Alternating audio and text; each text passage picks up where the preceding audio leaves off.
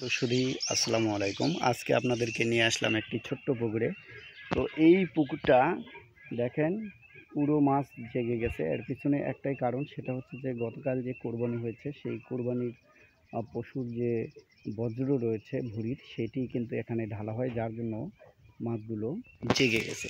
তো আমরা আসলে অনেক সময় ভুল করে থাকি, কারণ যে চাষাবাদের যে পুকুরগুলো রয়েছে সেই পুকুরগুলোতে আপনি যদি এই বজ্রগুলো ঢালেন তাহলে মাছের জন্য মারাত্মক ক্ষতি এবং মাছ মারাও যেতে পারে।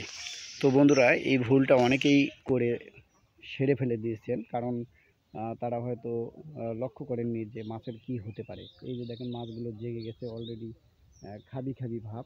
এই যে আমি যদি আপনাদেরকে ভিডিও জুম করে দেখাই, দেখেন মাছগুলো কিন্তু পুরোটাই জেগে গেছে। তো আমরা আসলে এই ভুলগুলো করার কারণেই মাছের সমস্যা হয়ে থাকে এবং মাছ মারা যায়। তো বন্ধুরা, আসলে আগের যুগ সেটি আলাদা ছিল, কিন্তু এখন আর সেটা করা যাবে না কোনো ক্রমেই। এখন সব কিছু নিয়মকানুন মেনে চলতে হবে, কারণ এইরকম একটা পুকুর থেকে বছরে কিন্তু খরচ বাদেই 1 লাখ টাকা আয় করা সম্ভব। কিন্তু দেখা যাচ্ছে যে সেটি যদি চাষের আওতায় না আনা হয় বা সেটির যদি গুরুত্ব না দেওয়া হয়, তাহলে কখনোই সম্ভব না।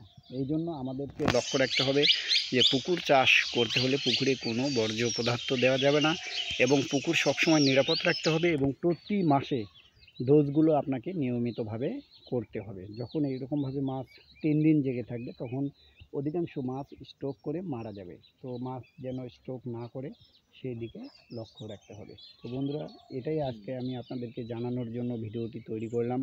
আপনাদের কেমন লাগলো জানি না। যদি ভালো লেগে থাকে অবশ্যই লাইক, কমেন্ট, শেয়ার এবং সাবস্ক্রাইব করে ভিডিওগুলো ছড়িয়ে দেবেন। আর আমার ইউটিউব চ্যানেলে বিভিন্ন ধরনের ভিডিও রয়েছে, সেইগুলো দেখে আপনারা মাছ চাষ করতে পারবেন।